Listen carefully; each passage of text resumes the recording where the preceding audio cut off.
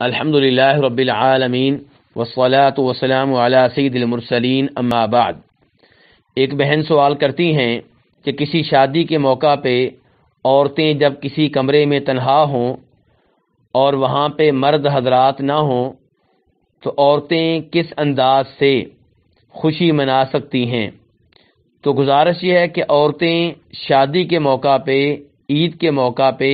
دف بجا سکتی ہیں، جبکہ عام حالات میں دف بجانے کی بھی اجازت نہیں ہے، کیونکہ دف بھی آلات موسیقی میں سے ہے، آلات میوزک میں سے ہے، اور نبی کریم صلی اللہ علیہ وسلم کی احادیث سے معلوم ہوتا ہے کہ موسیقی کے آلات، میوزک کے آلات آپ کی شریعت میں ممنوع ہیں، حرام ہیں۔ امام بخاری ایک معلق روایت میں نبی کریم صلی اللہ علیہ وسلم سے بیان کرتے ہیں، جسے دیگر ائمہ حدیث نے بطور موصول ذکر کیا ہے۔ آپ فرماتے ہیں کہ میری امت کے کئی لوگ ریشم کو حلال کر لیں گے، شراب کو حرام کر لیں گے، بدکاری کو حرام کر لیں گے، اور موسیقی کے اور میوزک کے آلات کو حلال کر لیں گے۔ اس سے پتہ چلا کہ موسیقی کے آلات آپ کی شریعت میں حرام ہیں، اور آپ ان لوگوں کی مذمت کر رہے ہیں جو بعد میں آئیں گے اور موسیقی کے آلات کو حلال کر لیں گے اور یہ فتویٰ دیا کریں گے کہ یہ حلال ہیں اور انہیں حلال سمجھ کر استعمال کیا کریں گے۔ تو دف بھی آلات موسیقی میں سے ہے، لیکن شادی کے موقع پہ، عید کے موقع پہ یہ استعمال کرنے کی اجازت ہے، لیکن مردوں کو نہیں، عورتوں کو، اور بہتر یہ ہے کہ وہ عورتیں ہوں جو ابھی نابالغ ہیں۔ شیخ البانی رحمہ اللہ اپنی اس کتاب میں فرماتے ہیں جو انہوں نے شادی وغیرہ کے آداب کے موضوع پہ لکھی ہے کہ وَيَجُوزُ لَهُ أَن يَسْمَحَ لِلنِّسَاءِ بِإِعْلَانِ النِّكَاحِ بِالضَّرْبِ عَلَى الدُّفِّ فقط وَبِالْغِنَاءِ الْمُبَاحِ الَّذِي لَيْسَ فِيهِ وَصْفُ الْجَمَالِ وَذِكْرُ الْفُجُورِ، کہ جس کی شادی ہو رہی ہے اس کے لیے جائز ہے کہ وہ عورتوں کو اجازت دے کہ وہ اس کی شادی کے موقع پہ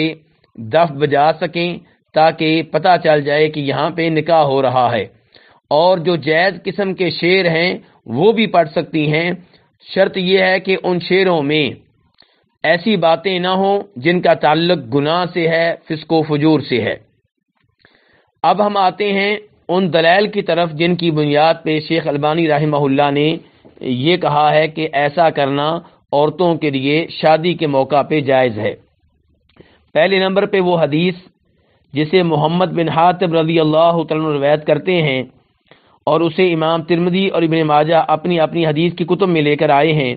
کہ نبی کریم صلی اللہ علیہ وسلم نے ارشاد فرمایا فصل ما بین الحلال والحرام الدف ورفع الصوت فی النکاح، کہ حلال اور حرام میں فرق نکاح کے موقع پر دف اور بلند آواز کا ہے، یعنی کہ لوگ زنا کرتے ہیں چھپ کر کرتے ہیں، اور جو نکاح ہوتا ہے اس نکاح میں اور زنا میں بہت بڑا جو فرق ہے وہ یہ ہے کہ نکاح کے موقع پہ دف بجائی جاتی ہے اور آوازیں بلند ہوتی ہیں، یعنی کہ اچھے شعر پڑھے جاتے ہیں۔ تو اس سے پتہ چلا کہ شادی کے موقع پہ دف بجانی جائز ہے۔ ایک اور حدیث آپ کے سامنے رکھنا چاہوں گا، اور یہ وہ حدیث ہے جسے امام بخاری اور ابن ماجہ وغیرہ روایت کرتے ہیں ربیہ بنت معوذ رضی اللہ تعالی عنہا سے۔ وہ بتاتی ہیں کہ جب میری شادی ہوئی تو صبح نبی کریم صلی اللہ علیہ وسلم میرے پاس تشریف لائے، اور میرے پاس دو لڑکیاں گیت گا رہی تھیں، اور ان شعروں میں میرے ان بزرگوں کا تذکرہ کر رہی تھیں جو لڑائی میں شہید ہوئے تھے، غزوہ بدر میں شہید ہوئے تھے۔ وہ جو شعر پڑھ رہی تھیں ان میں یہ فکرہ بھی تھا کہ وفینا نبی یعلم ما فی غدی، کہ ہمارے اندر ایک نبی ہے جو جانتے ہیں کہ کل کیا ہونے والا ہے۔ تو نبی کریم صلی اللہ علیہ وسلم نے فرمایا یہ باتیں نہ کہو، کل کیا ہوگا یہ جاننے والا ایک اللہ ہے، اللہ کے سوا کوئی نہیں ہے۔ اس حدیث سے جہاں یہ پتہ چلا کہ دف بجانی جائز ہے شادی کے موقع پہ، وہاں اس سے یہ بھی علم ہوا کہ جو اشعار اس موقع پہ پڑھے جائیں گے ان میں کوئی ایسی چیز نہ ہو جو شریعت کے خلاف ہو۔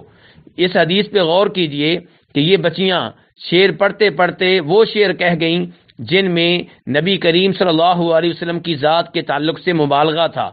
اور یہ کہا جا رہا تھا کہ آپ مستقبل کی باتیں جانتے ہیں، آپ عالم الغیب ہیں، تو آپ اس پہ خاموش نہیں رہے، بلکہ آپ نے ان سے کہا کہ یہ شعر ترک کر دو، یہ شعر نہ پڑھو اور وہ شعر پڑھو جو تم پہلے پڑھ رہی تھی۔ تو اس حدیث سے پتہ چلا کہ شادی کے موقع پہ دف کا اہتمام کیا جا سکتا ہے۔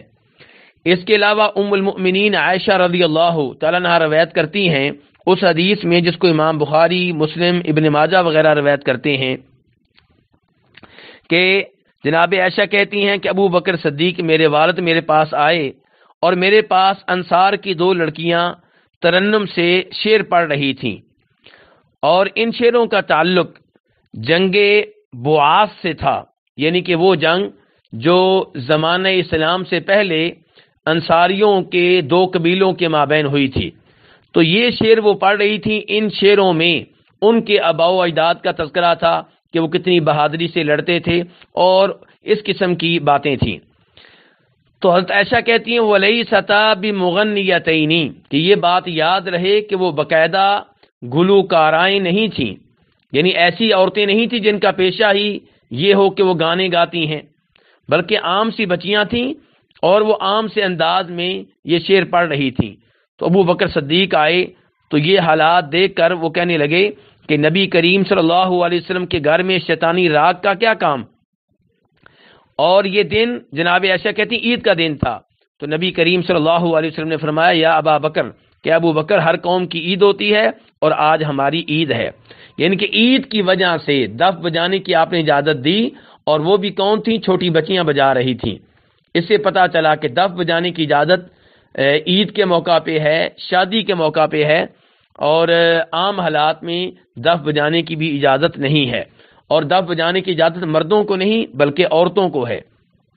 تو عورتیں دف بجا سکتی ہیں اور اس موقع پہ مناسب شعر بھی پڑھ سکتی ہیں اور مناسب انداز میں یہ شعر گا سکتی ہیں، لیکن اس کے ساتھ موسیقی کے آلات کا استعمال نہیں ہوگا، ڈھول کا استعمال نہیں ہوگا، دف کا استعمال ہوگا۔ اب دف اور ڈھول میں فرق کیا ہے؟